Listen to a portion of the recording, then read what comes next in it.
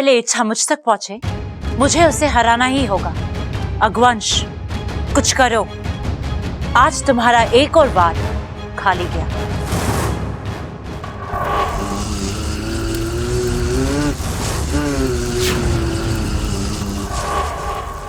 आम आदमी मेरा वार झेल ही नहीं सकते।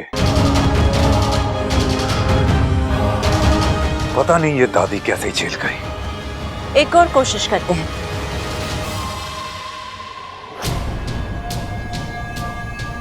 आज मैं दादी के कमरे में जाकर एक दिया रख दूंगी। तुम मौका देखते ही उस दिए में आ जाना, जला देना उस कमरे को। दादी अब इस हालत में नहीं है कि वो कमरे से बाहर जा सके। जलाकर राख कर देना। और हाँ, वो दादी के साथ कोई हो या ना हो, जला देना उस कमरे को। सिर्फ बब्बल को छोड़कर,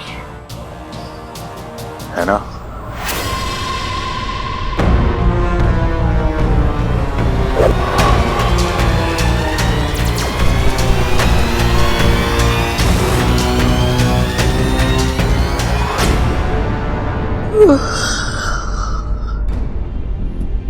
शिव जी, ये कौन सी जगह है? ये तो कोई स्टोर रूम लग रहा है। अरे ये तो हमारे घर का स्टोर रूम है, लेकिन मैं यहाँ कैसे पहुंची? मैं तो प्रबल के कमरे से निकली थी, आंगन में हवन करवाने जा रही थी। फिर मैं यहाँ कैसे आ गई?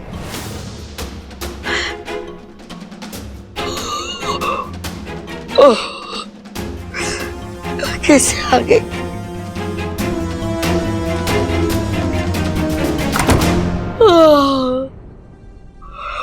हे भगवान, ये नींद को क्या हो गया है? न दिन देखे न रात, बिन बुलाए मेहमान जैसी चली आवे। ओहो, तू तो दादी है। अच्छा, क्या बात कर रहा है छोरा? हाँ। अरे मैं कोई दादी वादी ना हूँ, मैं तो स्वप्न लोक की राजकुमारी। झूठी दादी, क्यों झूठ बोल रही है तू? राजकुमारियां इतनी मोटी थोड़ी हुए हैं। अरे मोटी होगी तेरी माँ।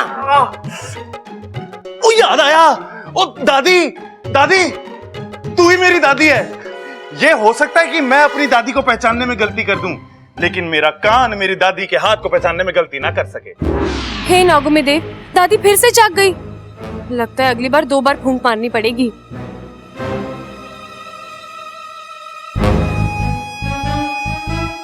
ये हो क्या रहा है? घर में इतना रेडियो भी ना बजता जितने मेरे कान बज रहे हैं। दादी जरा हंस हंस हंस। क्या कर रहा है बावले? अरे दादी ये सब छोड़, तू मुझे ये बता दादी, तू ठीक कैसे हो गई? अरे मने क्या हुआ? मैं तो ठीक ठाक हूँ। अरे मुबारक हो दादी, पधारो हमारे देश। भूलने वालों की मंडली में आपका स्वागत है दादी। बावले मैं कुछ ना भूली हूँ। भूली है दादी, बहुत कुछ भूली है। अभी थोड़ी देर पहले हवन की आग में तू झुलस गई थी ना। अरे मैं कुछ ना भूली हूँ, मैं ठीक ठाक सही सलामत हूँ। तू भूल रहा है। निकाल अपनी लाल किताब और हट मारे रास्ते से, मैंने काम है। घर के बाकी लोगों ने इन्हें ऐसे देख लिया तो गड़बड़ हो जाएगी, मेरा राज खुल जाएगा। राज? अरे हमारे घर में तो कोई किसी से कुछ छुपाता ना है, फिर ये राज की बात कौन कर रहा है? देखना पड़ेगा। इस बात का तो इस किताब में कोई रिकॉर्ड ही ना है। ये दादी जले हुए भुट्टे से कच्चा भुट्टा कैसे बन गई, पता लगाना पड़ेगा।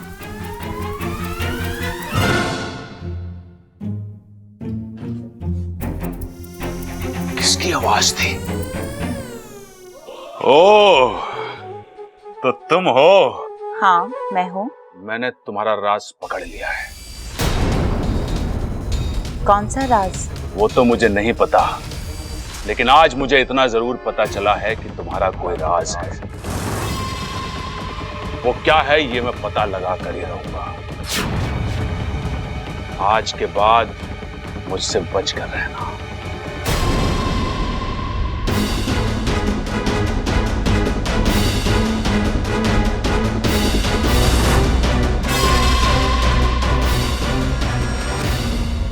शिव जी की घनी कृपा है हम पर, जो मां बच गई। बिल्कुल पिताजी, और सब उन वेद जी का कमाल है। उनके एक हाथ लगाने से दादी ने तुरंत आंखें खोल दी। अरे किसकी सलाह के खोल दी? दादी की? इसका मतलब दादी जेल में? अरे अभी अभी तो कमरे में देखा था मैंने। अरे भैया, भाभी सलाह के नहीं, आंखें खोलने की बात करी है, आंखें। अच्छा अच्छा, वो क्या है ना कि आजकल मुझे मुंह से बोली बातें थोड़ी कम सुनाई देती हैं। आजकल? ओहो, खड़क। हाँ? दादी, दादी आप बाहर क्यों आ गए? आप आराम करो ना। अरे छोरा, आराम ही कर रही थी, अभी अभी हमारी आंख खुली। और दादी, ये क्या है? क्या? दादी, आपके सारे जलने के निशान, सारे जख्म सब गायब हो गए। अरे आप तो बिल्कुल ठीक लग रही है।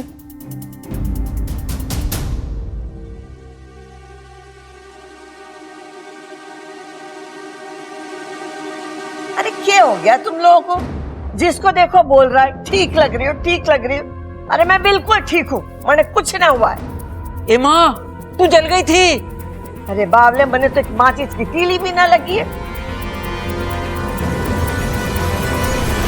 अरे दादी, आप यहाँ हवन के लिए बैठी थी, इधर मंत्र चल रहे थे और फिर अचानक आग भड़की और आप उसमें झुलस गई। अरे छोरा, तू कैसी बातें कर रहा है और तू किस हवन की बात कर रहा है? अरे अभी तक तो कोई हवन हुआ ही ना है। हा? अभी अभी मैं ममता और प्रबल के कमरे में से निकली थी। ए माँ, मन्ना लागे है कि तुझे भी वो लाल वाली किताब रख लेनी चाहिए और मैंने तेरे कान के नीचे रख देनी चाहिए।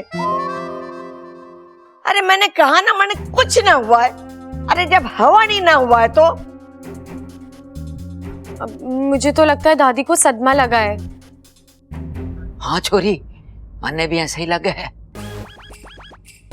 सदमा लगने से लोग चीजें भूलने लगते हैं। पिताजी, मुझे भी बचपन में कोई सदमा लगा था क्या? ना ना बेटे, तू सदमा खाने के लिए नहीं, तू तो सदमा देने के लिए पैदा हुआ है, हा?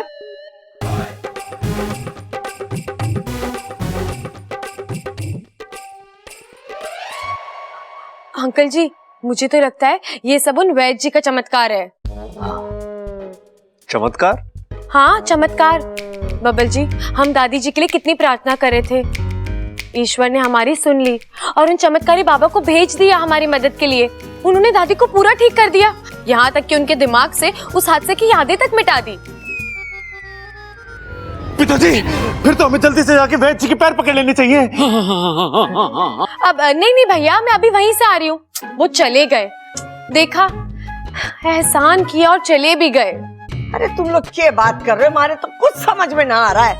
अरे ना ना माँ, कुछ समझने की जरूरत ना है, तू सही सलामत है, बस हमारे लिए यही काफी है।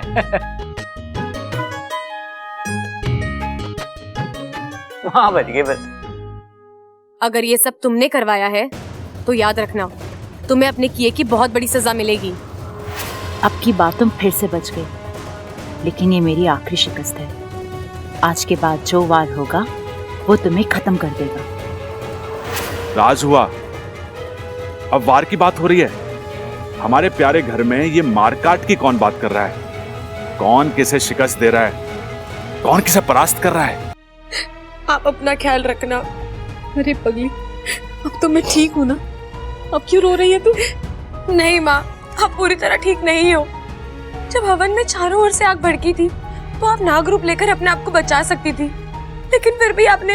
बेटा, अगर मैं नाग रूप में आती तो तेरा राज खुल जाता और मैं जिस अभियान को बचाने आई थी वही खत्म हो जाता। मैं खुद को मरते हुए देख सकती हूँ, पर मेरी सपोली को हारते हुए कभी नहीं देख सकती।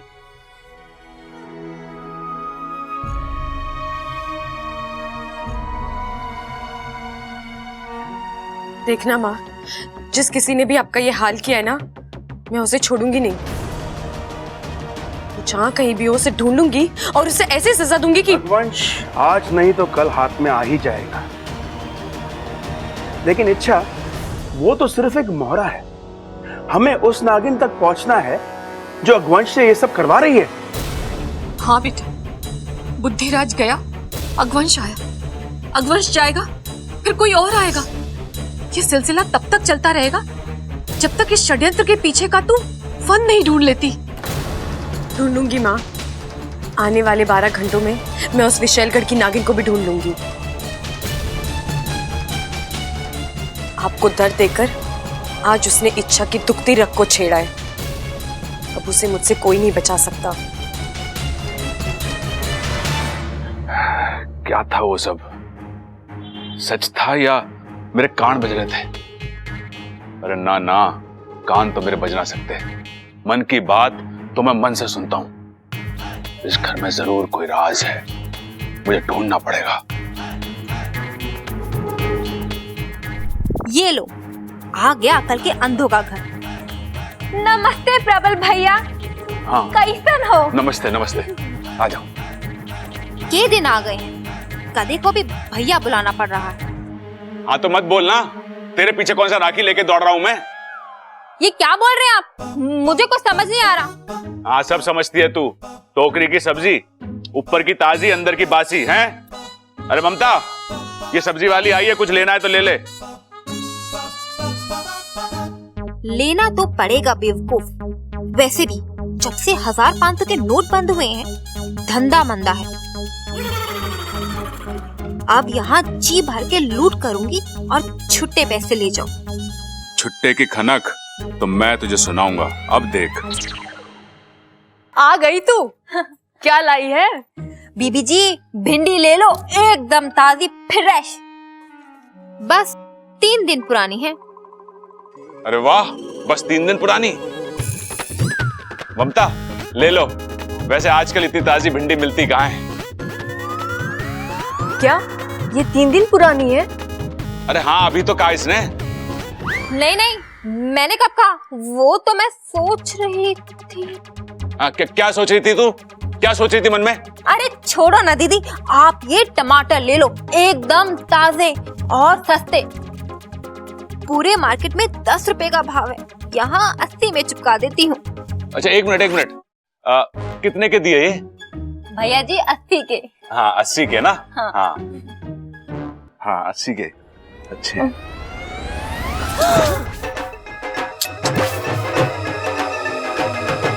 अरे भैया, ये क्या कर रहे हैं आप? क्या कर रहे हैं? टमाटर में मोती ढूंढ रहा हूँ। अरे टमाटर में भी कभी कोई मोती होते हैं क्या? हाँ, 10 रुपए के टमाटर 80 रुपए में बेचेगी तो मोती होने चाहिए ना उसमें। अरे किसने कहा? किसने कहा 10 रुपए के? तूने कहा ना अभी। मैंने नहीं कहा, मैंने तो 80 रुपए के कहे थे। हाँ, तूने ना बोला तो मैंने सुना कैसे? वो मुझे नहीं पता। अबे सांड, जा यहाँ से, 4 पैसे कमाने दे। सांड के घर पैसे नहीं, ठोकर मिले दूं क्या? दीदी, ये क्या हो गया है इनको? हाँ, मुझे तेरी नीयत पता चल गई है। अब तुझे छुट्टी मिलेगी यहाँ से, चल।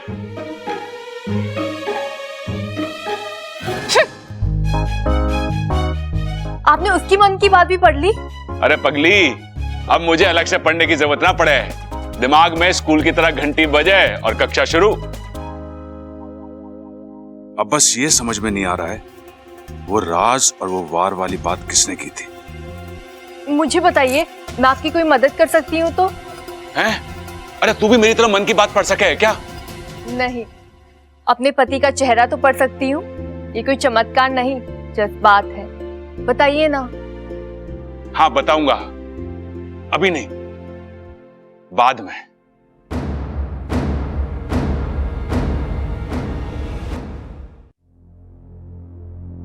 बबल जी, क्या आप बिजी हैं? क्यों? कोई जरूरी काम था तुम्हें? हाँ, आपकी राय जाननी थी। किस बारे में? अपने बारे में। हाँ? मेरा मतलब, मैं आपको कैसी लग रही हूँ? इसमें पूछने वाली क्या बात है? तुम तो हमेशा अच्छी लगती हो। सिर्फ अच्छी? क्या मैं आपको खूबसूरत नहीं लगती?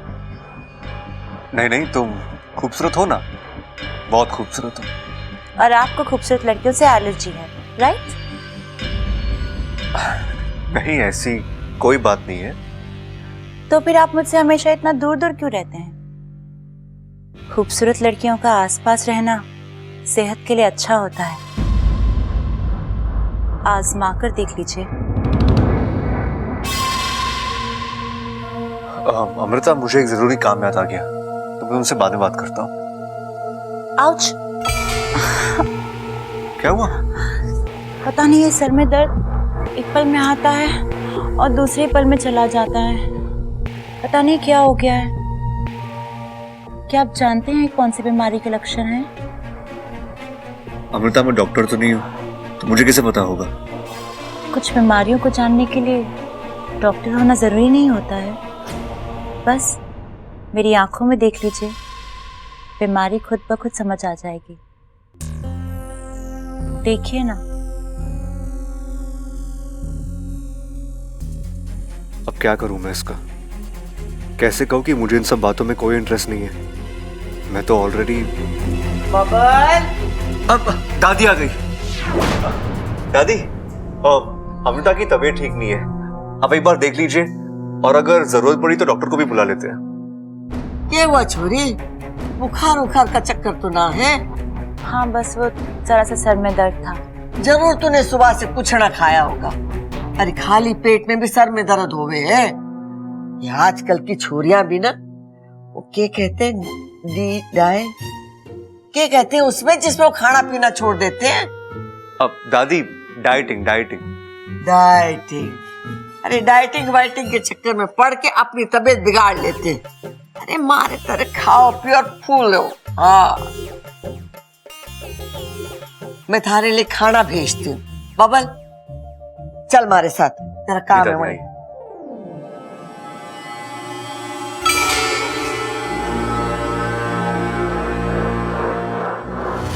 भगवंश,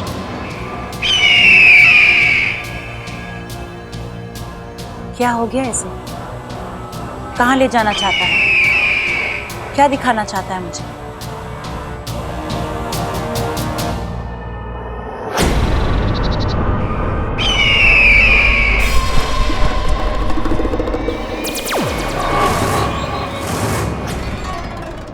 ये क्या बचपना है अगवंश? तुम मुझे यहाँ इतनी दूर क्यों लेकर आए हो? आखिर हुआ क्या है? बात छोटी सी है, लेकिन जरूरी है। क्या? आज के बाद अगवंश तुम्हारे लिए काम नहीं करेगा। क्या बकवास कर रहे हो तुम? सच बोल रहा हूं मैं।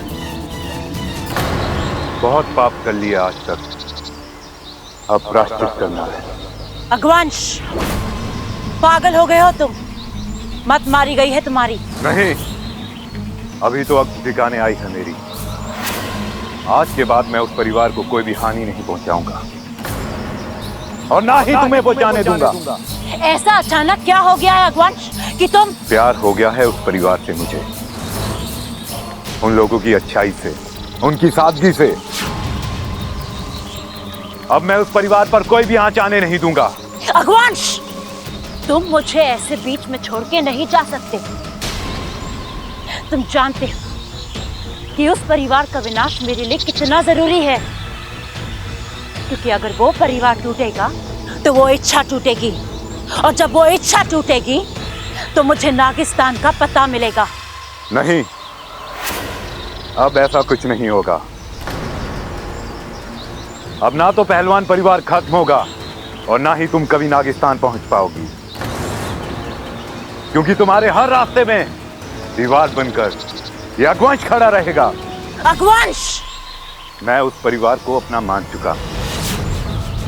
अब तुम तो क्या, तुम्हारी 10 पुश्तें भी उस परिवार का कुछ नहीं बिगाड़ सकती। अगवंश!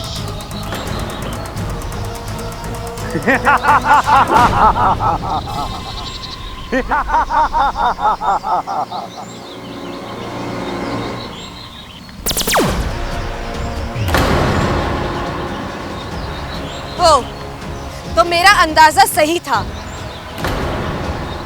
तुम ही हो वो विशैलगढ़ की नागिन,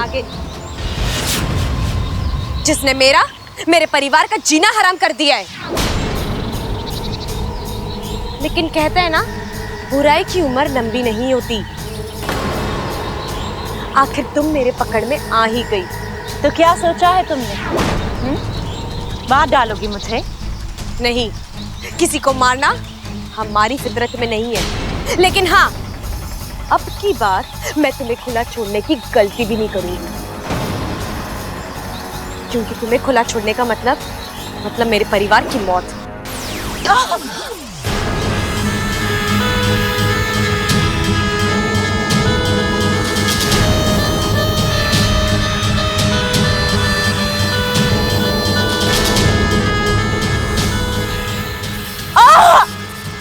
आज से, बल्कि अब से तुम हमारी गिरफ्त में हो, और अब तुम्हारी आखिरी सांस तक तुम इस कैद से छूट नहीं पाओगी।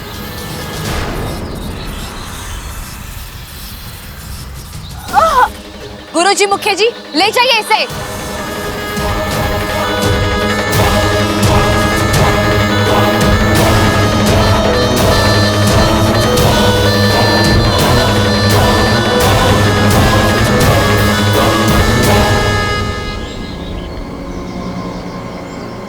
इच्छा मुबारक हो, हमारा दुश्मन पकड़ा गया। पाकिस्तान भी बच गया और मेरा परिवार भी।